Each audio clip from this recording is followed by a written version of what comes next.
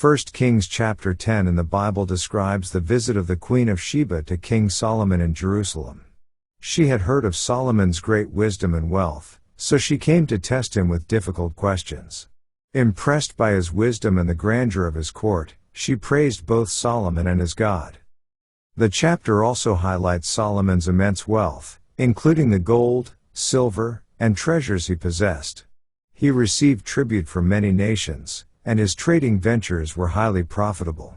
It describes the construction of Solomon's ivory throne and the detailed account of the resources and riches he accumulated. Additionally, the chapter mentions Solomon's fleet of ships that brought valuable goods, including gold, silver, ivory, apes, and peacocks. His wealth and prosperity continued to grow during his reign, and he was renowned for his wisdom and riches, attracting visitors from near and far. In summary, 1 Kings chapter 10 portrays the Queen of Sheba's visit to Solomon, her admiration of his wisdom and wealth, and the description of Solomon's flourishing reign, marked by opulence, trade, and international recognition. Let's now read 1 Kings chapter 10. And when the Queen of Sheba heard of the fame of Solomon concerning the name of the Lord, she came to prove him with hard questions. And she came to Jerusalem with a very great train, with camels that bear spices, and very much gold, and precious stones, and when she was come to Solomon, she communed with him of all that was in her heart. And Solomon told her all her questions, there was not anything hid from the king, which he told her not. And when the Queen of Sheba had seen all Solomon's wisdom, and the house that he had built, and the meat of his table, and the sitting of his servants, and the attendance of his ministers, and their apparel, and his cupbearers, and his ascent by which he went up unto the house of the Lord, there was no more spirit in her. And she said to the king, it was a true report that I heard in mine own land of thy acts and of thy wisdom. Howbeit I believed not the words, until I came, and mine eyes had seen it, and, behold, the half was not told me, thy wisdom and prosperity exceedeth the fame which I heard. Happy are thy men, happy are these thy servants, which stand continually before thee, and that hear thy wisdom. Blessed be the Lord thy God, which delighted in thee, to set thee on the throne of Israel, because the Lord loved Israel forever, therefore made he thee king, to do judgment and justice. And she gave the king 120 talents of gold, and of spices very great store, and precious stones. There came no more such abundance of spices as these which the Queen of Sheba gave to King Solomon. And the navy also of Hiram, that brought gold from Ophir, brought in from Ophir great plenty of almug trees, and precious stones. And the king made of the almug trees pillars for the house of the Lord, and for the king's house, harps also and psalteries for singers. There came no such almug trees, nor were seen unto this day.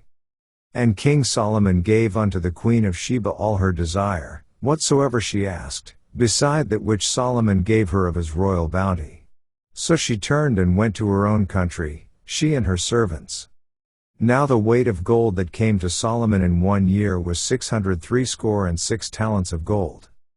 Beside that he had of the merchantmen, and of the traffic of the spice merchants, and of all the kings of Arabia, and of the governors of the country. And King Solomon made 200 targets of beaten gold, 600 shekels of gold went to one target. And he made 300 shields of beaten gold, 3 pound of gold went to one shield, and the king put them in the house of the forest of Lebanon. Moreover the king made a great throne of ivory, and overlaid it with the best gold.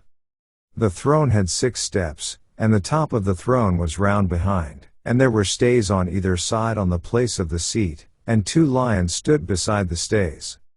And 12 lions stood there on the one side and on the other upon the 6 steps, there was not the like made in any kingdom. And all King Solomon's drinking vessels were of gold, and all the vessels of the house of the forest of Lebanon were of pure gold, none were of silver, it was nothing accounted of in the days of Solomon. For the king had at sea a navy of Tharshish with the navy of Hiram. Once in 3 years came the navy of Tharshish, bringing gold, and silver, ivory, and apes, and peacocks. So King Solomon exceeded all the kings of the earth for riches and for wisdom. And all the earth sought to Solomon, to hear his wisdom, which God had put in his heart. And they brought every man his present, vessels of silver, and vessels of gold, and garments, and armor, and spices, horses, and mules, a rate year by year. And Solomon gathered together chariots and horsemen, and he had 1,400 chariots, and 12,000 horsemen, whom he bestowed in the cities for chariots, and with the king at Jerusalem. And the king made silver to be in Jerusalem as stones, and cedars made he to be as the sycamore trees that are in the vale, for abundance.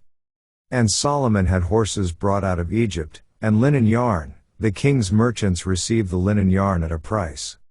And a chariot came up and went out of Egypt for 600 shekels of silver, and an horse for 150, and so for all the kings of the Hittites, and for the kings of Syria, did they bring them out by their means. This ends our reading of 1 Kings chapter 10.